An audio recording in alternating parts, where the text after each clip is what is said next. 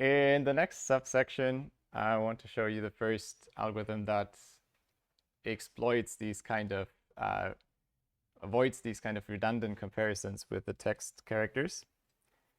And for that, we'll use finite automata. So that is the point where I want to ask you how familiar you are with this.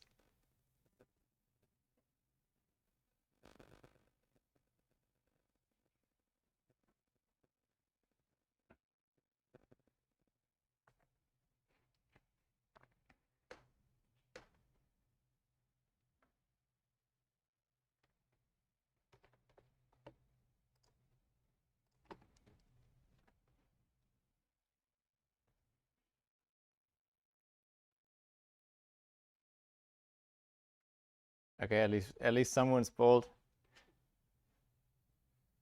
It's a roughly equal split.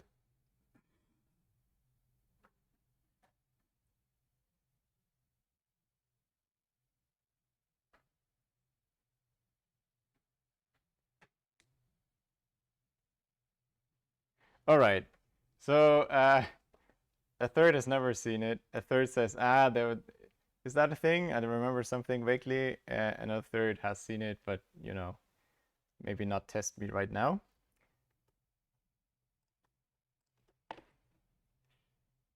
It is essentially just a way to view the algorithms that I'm going to explain, which I think is much more memorable. Now, it might not be as memorable if you haven't seen these before, so I'll try to briefly explain what these automata do. And then we'll see if it was effective for you. In a way, the problem is all solved for us already if you look at it from the right angle. Because if we're trying to find a pattern in a text, we're trying to check if the text is part of this language, namely the language formed by any possible string of any length followed by the pattern followed by more arbitrary characters. Clearly, that's finding pattern in the text. Now, expressing that's the first pattern is a little more tricky, but let's ignore that for now. We'll only use this as a vague motivation anyways. But if the text has this form, if the text is in this language, so this is probably something I haven't formally defined. We write sets of strings and then the concatenation operator to produce all possible combinations, any string from the first set with any string from the second set, concatenate the two, that's one element of the resulting set. And so in this mixture, it's even, I should have put curly braces around the p, I guess. So is any string followed by p followed by any other string. That's all the strings in this set of strings in this language. And we check whether t is an element of that set. Now, that formulation might not have helped you too much, but if you've seen regular expressions, regular languages before, you may remember that this is a regular expression. The Kleene star is a regular expression, operation and concatenation is, and so you can write this as a regular expression. You could use any kind of programming language library for regular expressions and express that. They often have, again, different syntax, but they can express something like this. Now, theoretical computer science will tell you that, okay, if you have a regular expression, there is a deterministic finite automaton, that's what the DFA was, that recognizes exactly this language. And a deterministic automaton reads one character, does one state transition, and then it's done with its work and waiting for the next thing to be fed. So if you feed it all the characters of the text one by one, you will get the result from the automaton, yes or no, it's in the language or not. So you get this after t steps.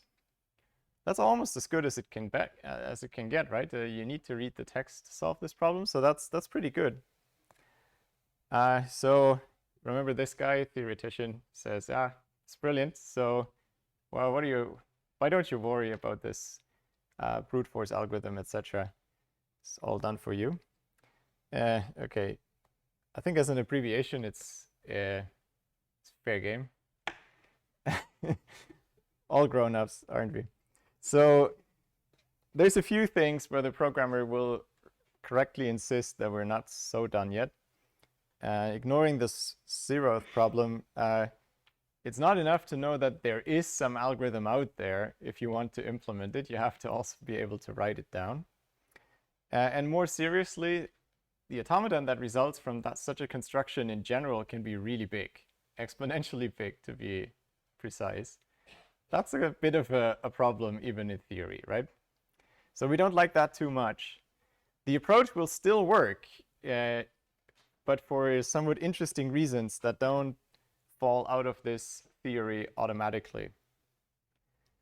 If you've never seen automata before, then this hasn't helped you too much, but also don't worry too much, because I'll show you examples of the automata that we need, and then you will get enough of automata for this class. Definitely read it up because it's cool theory, but you may survive without. That's what we usually call automaton, these kind of diagrams. I'll show you how this, how that is an automaton in a second. I first want to convince you how you can do string matching with this DFA, where we still have to address the problem that this regular expression just said there's some occurrence somewhere in the text. It didn't directly tell us where the occurrence is, and it didn't guarantee that we find the first occurrence. Both of which are really no problems, but I think an example makes that clear. So treat this automaton as given to you from some super smart person, and don't think about it, how to construct it for now. This is the string matching automaton for this pattern. You can always verify this by checking that there's A, B, A, B, A, C, A, the pattern written on these horizontal edges. Now, the way these automata work, they're little machines that are supposed to be in one of these states. Each of these round circles is one state that the automaton could be in. There's some indication. This arrow that comes from nowhere is the starting state, so you're supposed to start there. And what you do is, when you execute the automaton, you read the text character by character, and the diagram tells you what to do. You just follow the unique edge with the character that you see. So let's try and do that, and I'll explain the rest on the way. We start in state 0, as I said. Then we read an A, that's the first character in the text. Now, if we're in state 0, there's an arrow with A going to state 1. So after this, we're in state 1. Same thing happens now, except that now we look from this state. With an A, we stay in the same state. We're still here, but now we read a B, and that takes us to state 2. From state 2, with another A, we go to state 3. And now in state 3, if we read a C, we have to go all the way back to 0. And let's speed this up a little. Okay, A brings us to 1. From 1 with an A, we stay in 1. With a B, we go to 2. With an A again, we go to 3. And now we see something new. From state 3 with a B, we go further to 4, and to 5, and to 6, and to 7. So you can already see, if you find the pattern at any point in time in the text, you just run through the states, go one state further up each way. If you ever reach this double circled state, that's an accepting state, which means you're allowed, when you end in this state, you're allowed to declare victory. You can say, I accept this input. That's the automaton point of view. The string matching point of view is, as soon as you reach this state, you can return because you found an occurrence of the pattern. And the way we do things, the way we construct these automata, will guarantee you that it's also the first occurrence. If you had seen one before, you would have reached this state before, so you would have returned back then. As an automaton, I put the sigma here, so whatever happens, you stay in this accepting state, because more chunk at the end doesn't destroy the fact that you've seen the pattern already. Is it clear how the automaton works? Now it's called deterministic because for every state and every character, there's exactly one edge that you have to follow. So you always know exactly what to do. So there's no autonomy in this automaton. It's following exactly what you tell it. And you can completely predict what will happen.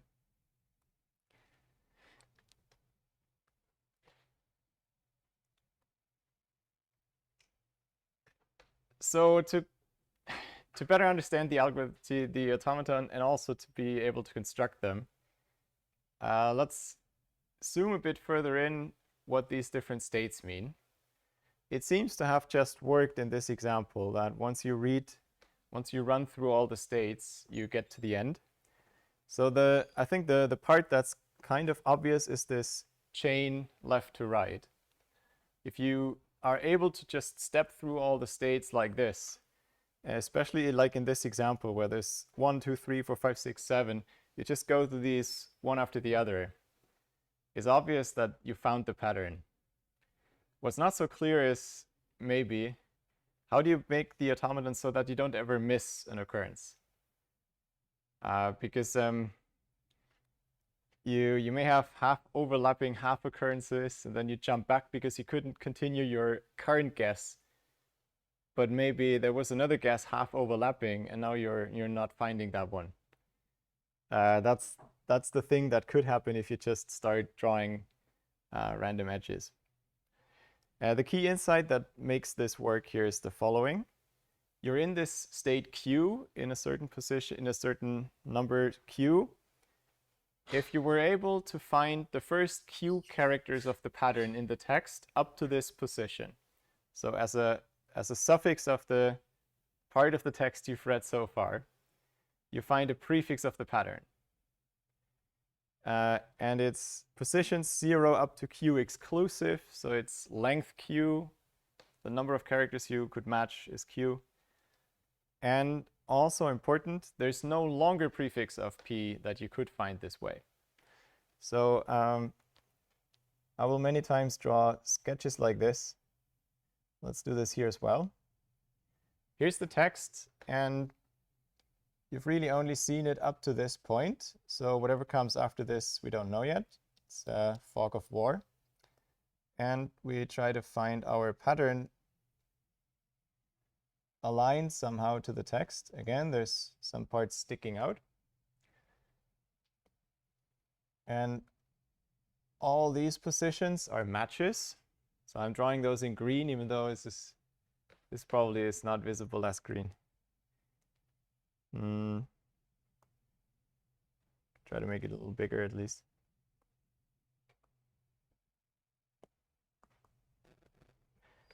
So these are green because they're equal, they're matches. And also this is the longest such overlap. So if you put the pattern in any other way,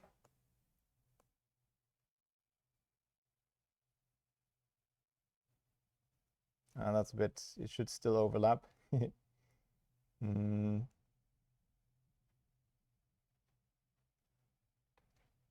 So that's the pattern. If you would do that, then there's some mismatch to the text. So the state Q is the longest part of the pattern you have seen up to this point. Okay? That's the important distinction. Here's the picture in slightly nicer, but that's explaining the next step. I think it's useful to go back to the example to a certain position. Let's say we look at this part.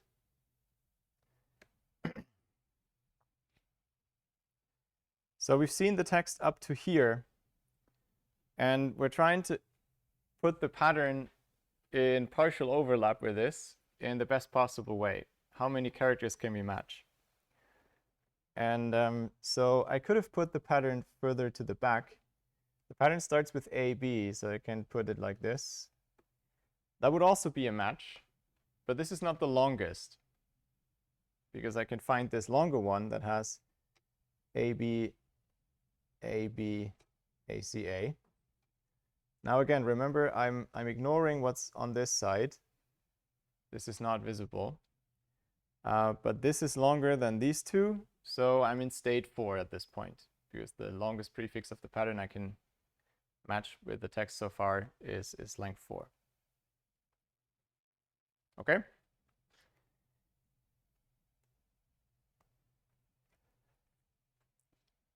Now it seems maybe at first a bit weird. How can you forget everything about the text and just remember this single number without forgetting any occurrences in the text? And the reason why this still works is that you keep track of the pattern that you've seen, and you keep track of the longest part that you've seen. So we know that the text ends with these characters. That's what this picture shows. There's the text. And we know at the end of the text so far, there's the first Q characters of P. And now we see one more character C. That's the next character we look at. And we try to decide what's the next state to go into. So our DFA always has to be in one such state. So I have to know for every new character what's the next state to go into. Now there's two possibilities. The easy one is if I can just, if I see the next character that occurs in the pattern at this point, then I'm just seeing the one longer prefix. So I go from Q to Q plus 1. That's the easy case. That's the part that we've seen before many times. So when I was at this position and I see another A, I can just extend this existing potential occurrence, partial occurrence by 1. So I go to state 5. The tricky bit is, what if that doesn't work? Then I might have to go to a much smaller state, maybe all the way back to 0, like all these long arcs here, led back to 0, basically saying I haven't seen anything of the pattern up to this point. But how do we know how far we have to jump back? So I'm looking for this Q prime, which is the longest overlapping bit with the text that I've seen so far. And the trick here is that I never need more characters of the text than are covered by this pattern here, because that was the longest occurrence. So if I have a mismatch now, the new part that I can match cannot be longer than that. Only if C is a match, but it cannot be reaching into this part of T that I've completely forgotten. That's why all the information is in the automaton that we need. The new longest match will always be shorter than Q, and that's why all the characters we need for that are contained in there.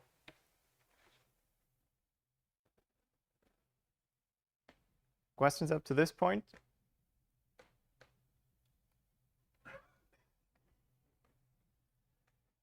Now this is all great, but it still doesn't tell us how we can possibly find this automaton.